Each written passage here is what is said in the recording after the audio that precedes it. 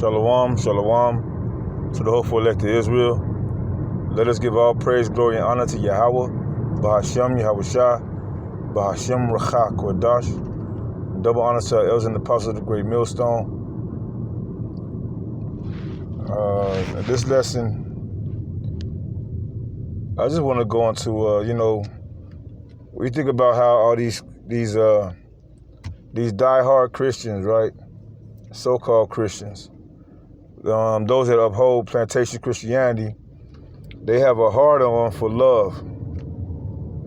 They have a hard-on for love, and it gets them excited to constantly preach about love, which they don't even know what love is. If you really love yourself, you would consider the words of Yahweh Shem Yahushua. You would consider his word. You would consider taking care of yourself better. You would consider taking care of your neighbors better. You wouldn't spend hundreds and thousands of dollars on your neighbor to defile their temple with substances that's known for deteriorating the human body. If you really love your people, if you really love yourself, all that preaching about love this person and that person, it gets misconstrued because in plantation Christianity, it tells you that you're supposed to love everybody no matter what, but they don't understand the ramifications of what love really is. There's a thing called tough love, which has been proven to be one of the best forms of love if you really love somebody, right? If you see somebody going down the wrong path, you might want to pull them. But when you pull, you push, you put your hands on somebody in a violent way somewhat, as they might say, that's not really love. But if somebody's about to get hit by a truck and they don't see it, but you do, and the only way to get them or keep them from being hit by that truck is to push them out of the way, is that not love? I want to get into this particular lesson. Isn't really about love. It's about the balance of love and how when you know the Lord, you understand he's about balance. Matter of fact, I'm gonna open up with that precept. I had a couple other precepts I wanted to get, but I'm gonna get that. I'm gonna start with that. See, because when you don't know the Lord, like the Lord said, the ox knows his crib, and how it go? The ass knows his crib and the ox knows his owner, but my people do not know. My people do not know me. My people do not consider. Roughly paraphrasing, the Lord's saying that his people don't know him. They don't know how he get down. Even with even when we were in Jerusalem, our people was acting like they didn't know how the Lord got down. That's why we over here now. Our people was acting like these Christians trying to act right now. Like God is all about love. He's going to have mercy. He's long-suffering. In other words, our people think they just could take advantage of the Lord and he's not going to do anything. Well, you don't know the Lord. You don't know Yahweh Bashem Yahushua.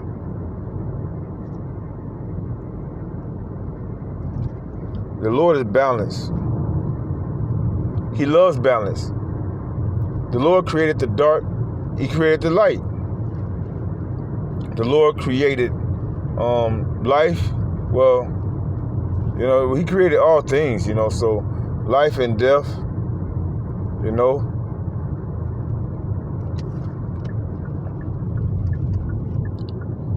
going to get this in Proverbs chapter 16, verse 11. It states, a just weight and balance are the Lord's. All the weights of the bag are his work. So a just weight and balance are the Lord's.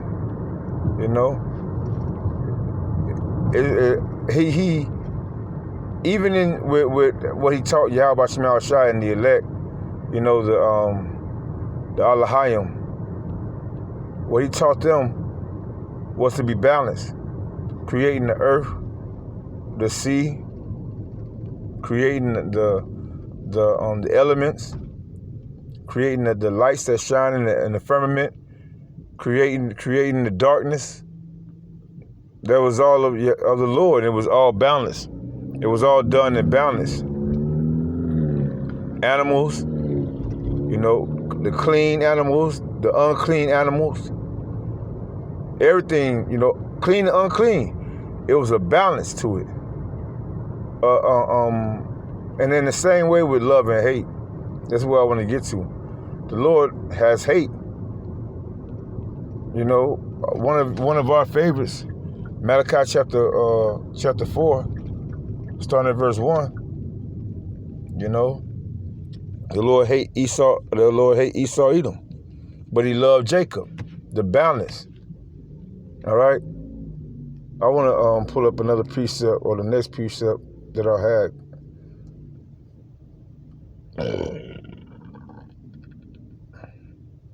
Going to Amos chapter 5, verse 15, and it states,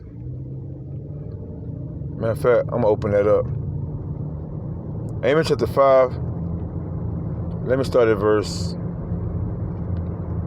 14, beautiful. Call Allah and Allah, Yahweh Shem Shah. And it states, matter of fact, let me get 13. And it says, therefore, no, I'm going to start at 14, Salakia. 14 says, seek good and not evil, that ye may live.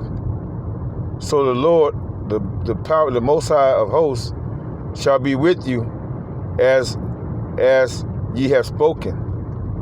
Hate the evil and love the good, and establish judgment in the gate. It may be that the Lord, Yahweh, power, the God of hosts, will be gracious unto the remnant of Joseph. All right? Now this is speaking to the northern kingdom, but it's also going to the southern kingdom as well. Those that followed in the northern kingdom's, disobedience. This is to all of Israel at the end of the day. Seek the good and hate the evil. Love the good. Again, what it say?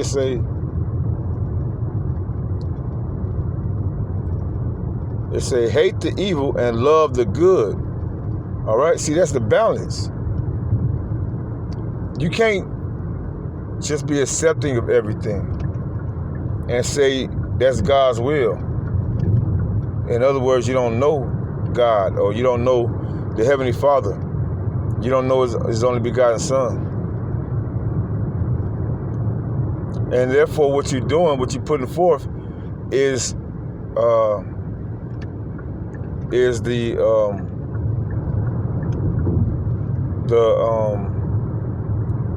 you're pushing a false narrative to commit evil, to do evil, to do wickedly, to support evil. If you're told to love it, right? Ain't that what plantation Christianity teaches you? To love everybody, even the evil.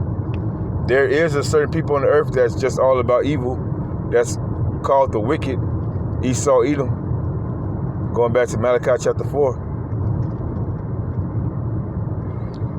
Or is it chapter 1, Salaki? Chapter 1, starting at verse 1 to 4.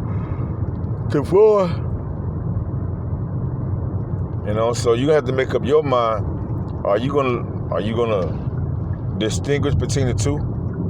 You gonna love evil or you gonna hate it? You gonna love the good or you gonna hate it? And that's what most of these people do without even knowing. They hate the good and they love the evil. Your spirit bear witness against you. Your very own spirit bear witness against you. You're right? With this love and hate thing. Matter of fact, why would the Lord say this? Let's get this. in John chapter 12. Need to get a new headlight, buddy. John chapter 12, verse 12. John chapter 12, and I'm going to jump down to verse, let's go to verse,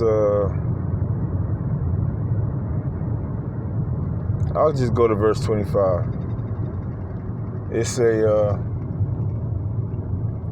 he that loveth his life shall lose it, and he that hateth his life in this world shall keep it until life eternal. That's the balance. What's an example of loving your life? Putting everything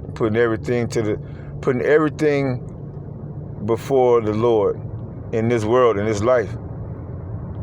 You know, being lovers of yourselves, right? Your clothes, your cars, your houses, your wife, right? Your husband, your kids, your mother, your father. And I'm talking about people that's in the world, people that reject the Lord, people that don't have no respect for the Lord, people that neglect Yahweh Shem Yahushua. These are the people that you love. These are the people that you would do, you know, that help your life, that help your life to be a part of what it is, or how it is, or however you want to say it, however you want to play it. All right? These are the things that you know, when you get older, you can look back on, you know, you take pictures and you say, yeah, I remember I did that, I did this, I did that, I did that, without giving any reference to Yahweh Shem Yahushua. You know, you know, your accolades, your job opportunities, the things that you think that you've done because society tells you, you know, if you do this the right way, you know, if you kiss ass, you know, to get the new promotion, you kiss ass, you do all type of abominable things to get to the highest position in your life, you know, according to this world, as we just read, right? The world. Let me get it again for those that didn't hear. John chapter 12, verse 25, again it says, he that loveth his life shall lose it, and he that hateth his life in this world, right? Because this world being ran by Esau Edom, going back to the term eon, which means this age, this moment of operation, how this world is being ran in wickedness, which you have to love wickedness in order to be prosperous in this world. You know, you have to agree, right? You have to show love to people to an organization, to a people that don't want to listen to the Lord. They don't want to take heed to his word. They don't want to stop pushing evil and wickedness.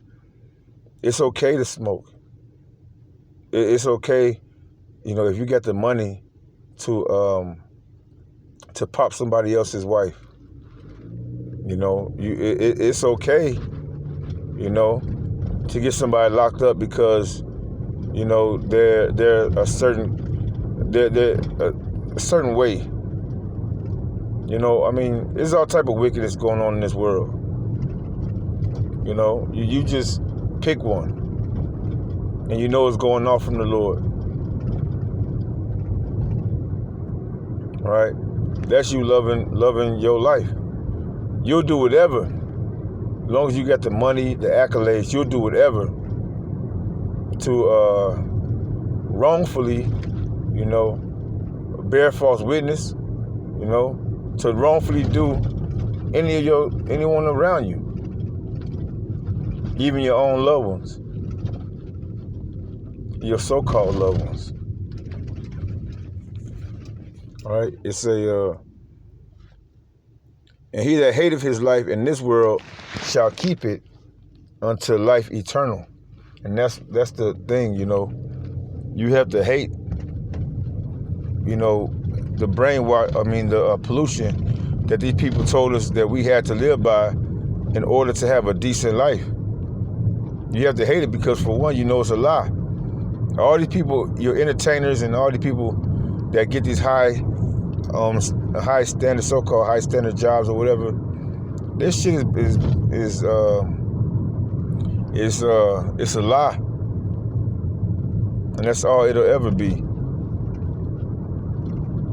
But when Yahweh shall return and show y'all how much of a lie and a deception this world has been, how much he hates this world and the way it's being ran, when that happens, then the elect is going to rejoice.